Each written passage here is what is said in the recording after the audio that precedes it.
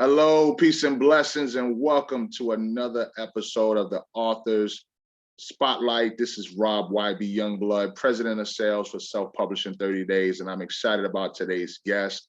Melqaam Shaw and I have something in common. I got a couple of things in common, but we always have an opportunity to kind of joke with each other regarding that commonality. Melqaam, welcome to the Authors Spotlight, brother. How you doing today? Oh man, it's a blessing to be here. I'm truly grateful for this moment and also grateful for you, bruh. So let's get it, man. I'm happy. Yeah, one of the things that I love about you, Melqaam, and for those of you who are listening, watching, man, Melqaam is a survivor, right? So Melqaam is a survivor. So in addition to being an author, to being a speaker, to being an advocate, you know, he is a survivor, man. And so Melqaam, could you tell us a little bit about tell us where you're from originally, right? Tell us where your hometown is. Give us a little bit of your backstory. Oh man, thank you. YB, man, don't do this to me, man. You about to bring tears already, man. Don't do this to me, man. But my name is Melqaam Shaw. I'm from a town called Wheatie State Forest. I didn't find out the name of my town or my community until last year, 2021, when I was doing some research. It's formerly known as Lanes or Santee Suttons, but the proper name is Wheatie State Forest, a small rural community in the back country of South Carolina. So nobody comes here, nobody goes there. It's no red light, it's no fast food. It's just family and neighbors, maybe 150 people population. And a little bit about my story, man. I come from a single parent home. My mom and my grandma raised me, full scholarship, Gates Millennium Scholarship to college. And while I was in undergraduate, I just was a product of my environment. I always wanted to be something that I was not. And it led me to a path of destruction. And I ended up on life support. I still don't know what happened to me. It's believed that I was attacked by 4 guys. It's believed that I was attacked by 6, believe I was attacked by 8. And of course, when you from a Black family like mine, you always got that one person who's like, yeah, 18 people beat him up, but he survived. So I got one aunt who always tell a story about me getting beat up by 13 to 18 people. Yeah. But I still don't know. And some days it's frustrating that I don't know, but I count every day as a blessing because I don't know. And what happened to me that night was I was attacked at this place called Broadway at the beach. I was hitting my head with a crowbar, and the doctor said the only thing that saved my life that night was the fact that I had locks. And the first time in 2 years since having my locks, I actually put them in a ponytail that day. And the first time ever having a ponytail in my hair, it absorbed the blow from the crowbar and it saved my life. The doctors really did call my mom and told my mom to come and say her goodbyes. And I could hear my mom around me. I could hear my mom crying, even though I couldn't move. I could feel my mom tears falling on my arms, even though my eyes were closed. And so I went to a place where I could hear things that people could not see, and I could see things that people could not hear. And so I saw a light, man. I saw a light, and I made a promise, and I made a decision, and I made a vow that I would spread the message of life and hope and give the good word for the rest of my life if I had another opportunity at life. And I woke up out of a coma, and ever since then, I've just been on go. Finished my undergraduate degree, went to Howard University. After I was kicked out of Coastal Carolina University, that's a whole nother story for a whole nother day. Whole nother story, whole nother story. And got my master's degree at the University of Phoenix, and right now currently in the process of working on a doctoral degree. Got my own business, and it's a challenge. It's still a challenge. And there are some days where I never want to give up, but there are some days I have to throw in the towel. Yeah, no, one of the things that I love, man, when I first learned about you, so Melqaam, you and I came and was under the same coaching leadership of Kendall Ficklin. And when I first learned about you, I heard your full story. Obviously, it brought tears to my eyes, and I'm sure for those who are listening, they're truly impacted. And yes, we starting out with haymakers. You know what I'm saying? Because what we want you to recognize as aspiring authors, or even authors in general, or just you're just listening to support. Life is not meant to be taken for granted, and so what we're not going to do on this platform is hide from the impact, right? Because here the goal is to enhance your impact, influence, and income. And so if you could take one thing from what Melqaam is saying, or others who have been on this platform, and apply it and execute, I can guarantee that you will be on a path to achieving that increase in influence, impact, and income. Melqaam, so tell me about your journey as an author, right? So you had this experience, you overcame it, you made it through, you found your way back to school, and so one of the things that you and I have in common is the fact that we're both graduates of an HBCU, right? So you from Howard, me from Virginia Union.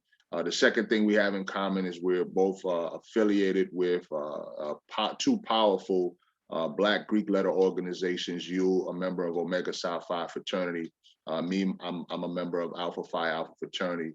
And so on your journey from where you were to becoming an author, what prompted you to write your book, and tell us what's the name of your book, and what prompted you to write your book? Oh man, thank you for asking that question. The name of my book is called Life Support. I'm trying to grab a copy here. Yeah. It's called The Student Survival Guide to Turn Troubles into Triumph. Yeah. So it's a study guide, man. It's pretty cool. I got quotes, places you can write in there, and pictures, because I know as a reader, I mean, I want to see some pictures. Yeah. I need a picture book every now and then. Come on. But what prompted my journey with writing was, I knew I had a story inside of me because I was speaking places, but I also thought about there's going to come a time where I have kids, I have children, and I might not be here to explain this story or explain this part of my life to my kids. So I want my kids to have something where they can read or physically or tangibly touch to get more insight about the life I lived and who I was as a person and some of the things that I went through. And it was extremely difficult because I'm not a father yet. So it was extremely difficult because I was writing it to the kids that I didn't have or I don't have just yet. But it was also difficult because I was still in the process of telling this story while experiencing everything that I had gone through. I was still in the emotions. So it took me 3 years to write this book. It took me 3 years to write a 70-page book. What really got me started was my mother-in-law. She gave me this journal, and it had a scripture on it, Jeremiah 29:11. And I just started writing my story in that journal. And then I was like, yo, this is a book. Yeah. This is a book. This is a book. And that's what I did. I put it on paper. I got in a program that helped me out. Shout out to Game Changers program, where I met Kendall Ficklin, Cantus Simmons, E.T. CJ, Valari Humphrey. And they taught me how to turn my story into a book. And that's what we did. We turned it into a book. Yeah, I love it. I was just about to ask, like, how did you get to that part of being able to turn your story into a book? And Game Changers is truly valuable for those of you who are not familiar. If you're an aspiring speaker, communicator, you want to build a solid speaking practice, check out ETA, Eric Thomas and Associates, Game Changers, great organization. Both you and I both went through that as well. So that would be a third thing that that we have in common. Talk a little bit about the challenge though. So talk about the challenge that you faced in writing. I mean, was it easy for you to transition from journaling and then putting your book together, or because you mentioned something, and I want to make sure I caught it correctly. You said it took you 3 years to write a 70-page book. What was the biggest challenge that prevented you from putting your book out sooner? The biggest challenge was I didn't have a timeline. It was just right when you feel like writing, or right when it hits you. Right. And once I got in Game Changers, Candace Simmons really took me under his wing.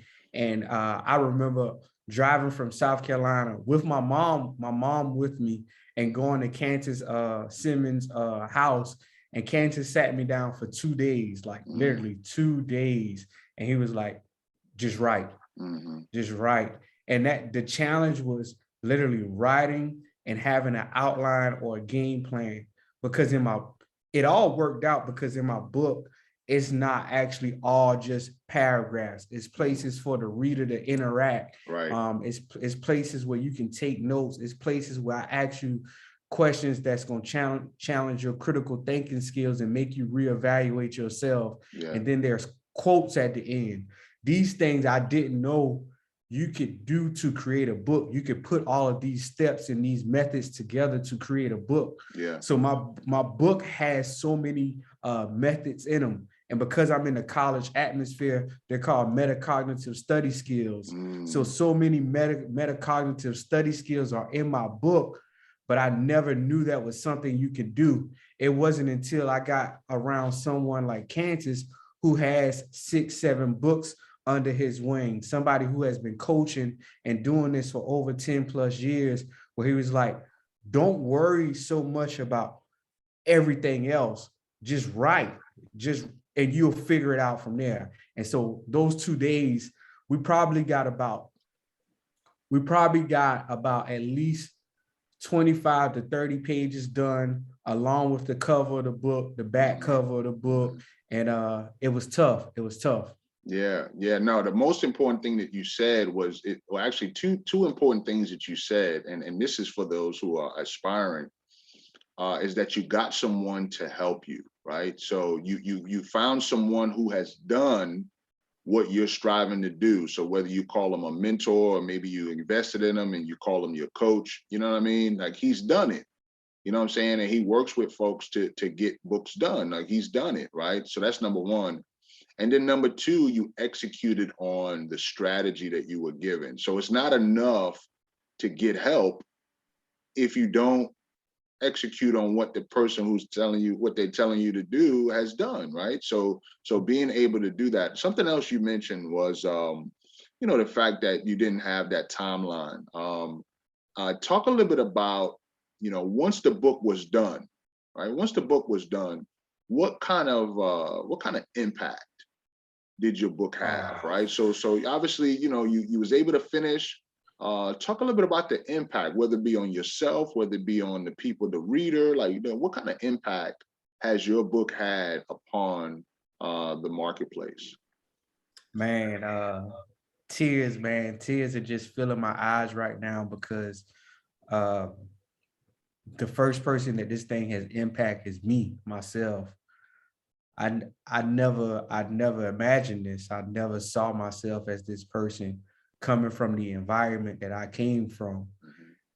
My environment taught me to be me. Like so I never saw this part of me because of my environment. So now when I go places and I'm speaking to other young men that look like me, that come from similar backgrounds as me, and I'm like, bro, I wrote a book, and I just sit there, I just get quiet, because I'm not saying that to brag. I'm saying that like, bro, it's facts.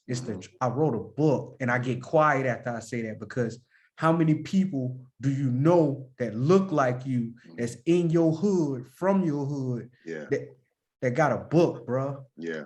That got a book, bro. Yeah. And so that impact alone, it does something to me. My mom, My mom got a book. She got her copy of her book. My mom was so excited. She gave her copy of her book away. So I bought her a second copy.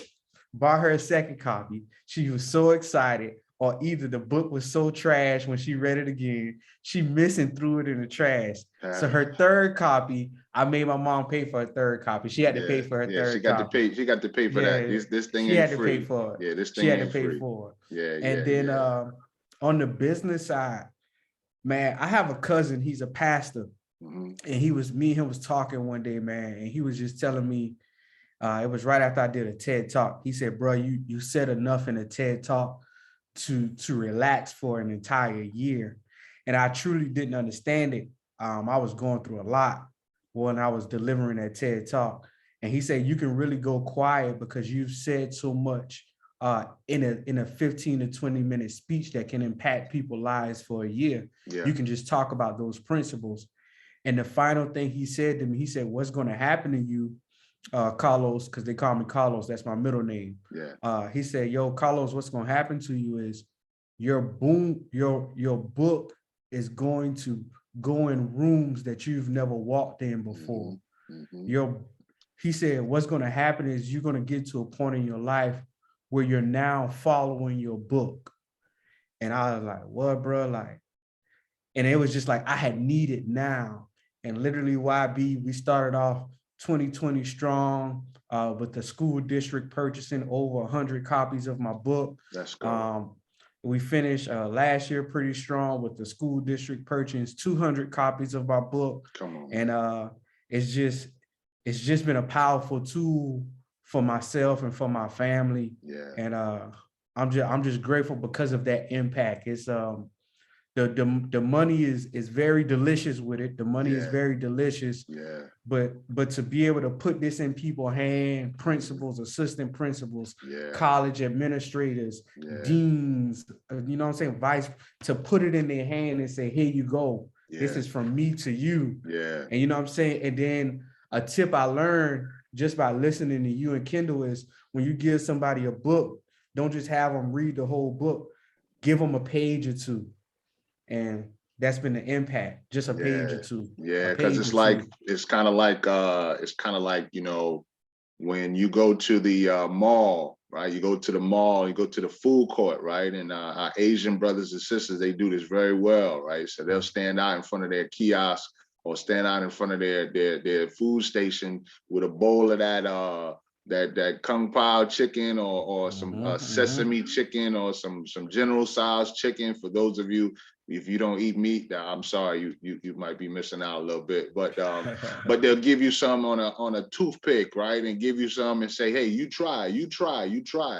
And I really wasn't supposed to say those words, but I had to come up with a point. But you try, right?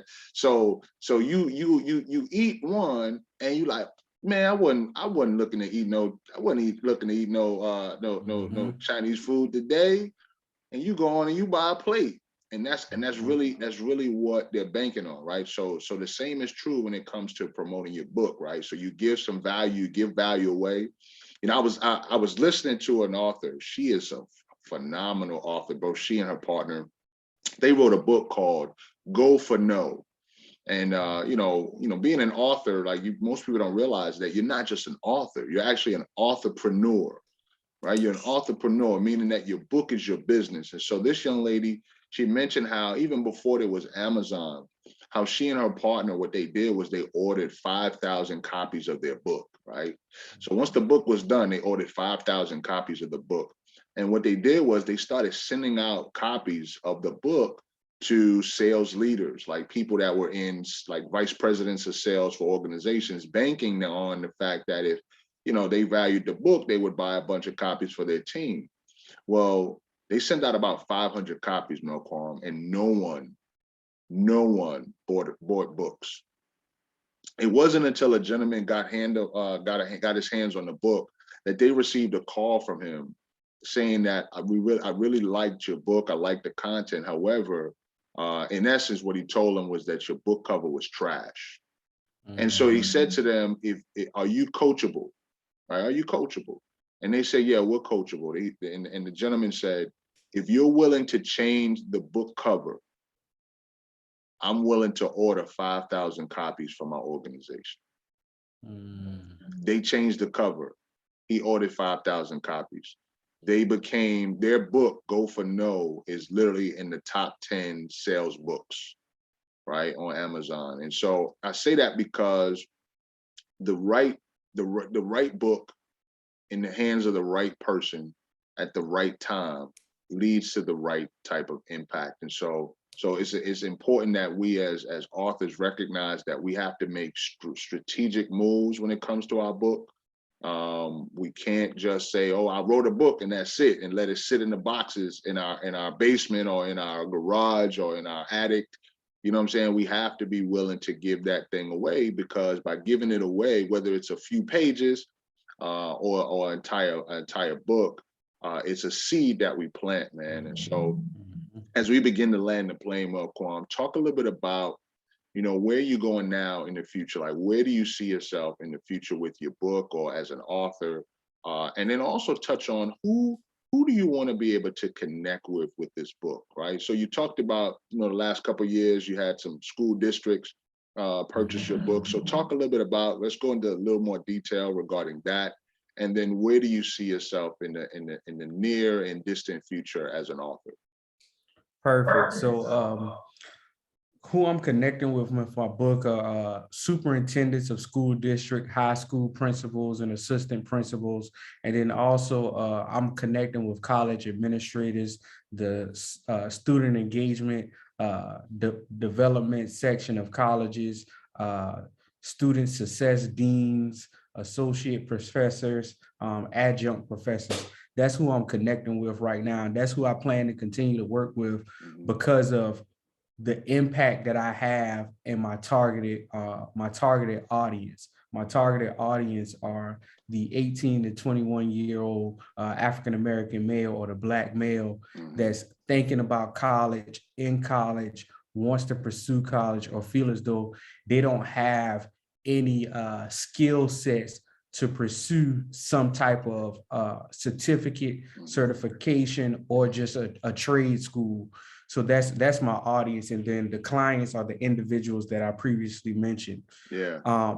Where I see myself with my book, man, or as an author, there's some things in the pipeline right now. And what I'm learning is that when you become an author and your book has impact and you see the impact that you have, you can't stop there. You can maximize that one book, which I'm doing. I'm maximizing that one book, which I'm doing because Kindle has taught me to maximize that book. Yeah. However, there are some other things in the pipeline that is really challenging me as a man, because they're personal struggles that I feel as though are identifying things that are secretive. And so it's a challenge for me, because I know that so many other young men face certain situations or face certain things that I faced growing up. So my goal right now is to remove my selfish ways and to do what needs to be done for the pipeline and to be a bridge builder for these other individuals. So not only when the book, I fill the room after the book has already been in the room, I now have a different part of my story to tell because of my book that relates a little more to home. So when I say I come from a single parent background, I literally mean that.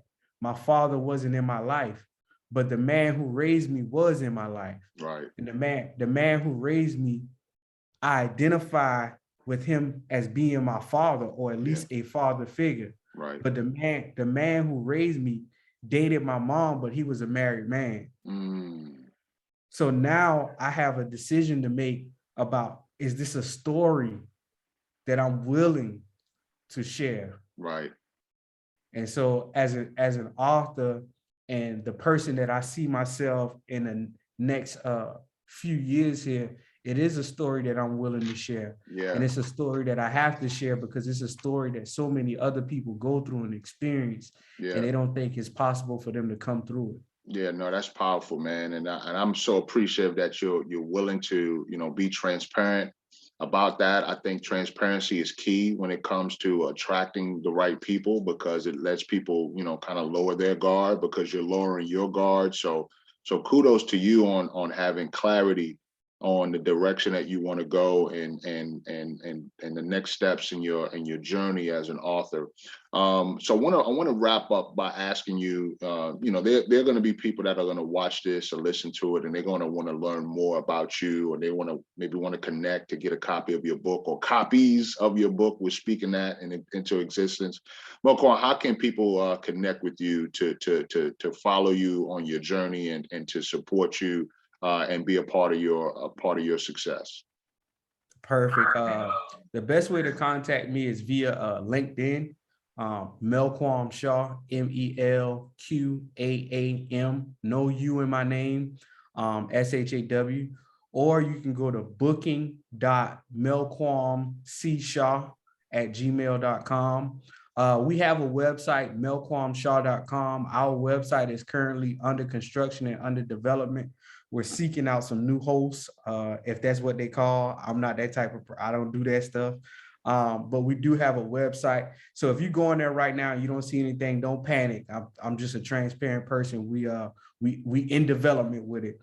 But like I said, the best way is LinkedIn. I'm on other social media platforms, but the one that I'm most active with is LinkedIn, and then email for sure is the second best way to get in contact with me. I love it, man. I love it. And speaking of LinkedIn, this episode of the Author Spotlight is brought to you by the LinkedIn for Authors course and coaching program for those of you who want to elevate your visibility, credibility, and profitability.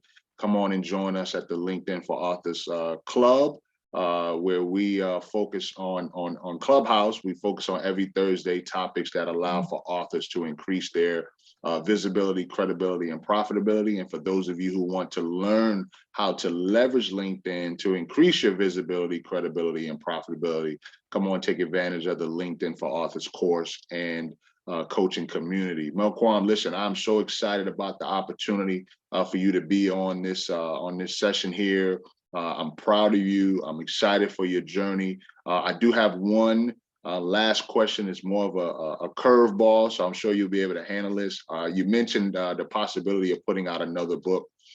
Say, for example, when you were ready to get started on that book, and you can travel anywhere in the world to write it, just like you travel to visit with Candace and put your book together. Say, for example, you can go anywhere in the world, and my team and I were paying for it. Where would you go to write your next book?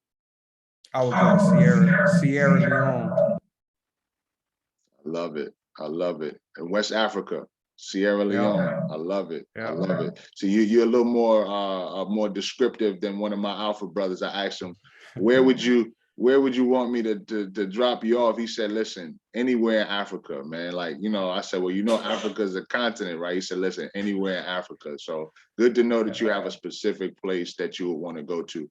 Melqaam, once again, man, I appreciate you, brother. Be encouraged and continue to keep on keeping on. And for those of you, like I said, who are watching, listening, you already know what I'm going to say. If this is your first time, I want you to take advantage of the 3 B's, right? The 3 B's. Be encouraged, be blessed, but most of all, be faithful over your gift, because your gift will make room for you. We'll see you on the next episode of the Author Spotlight. Be encouraged. Peace.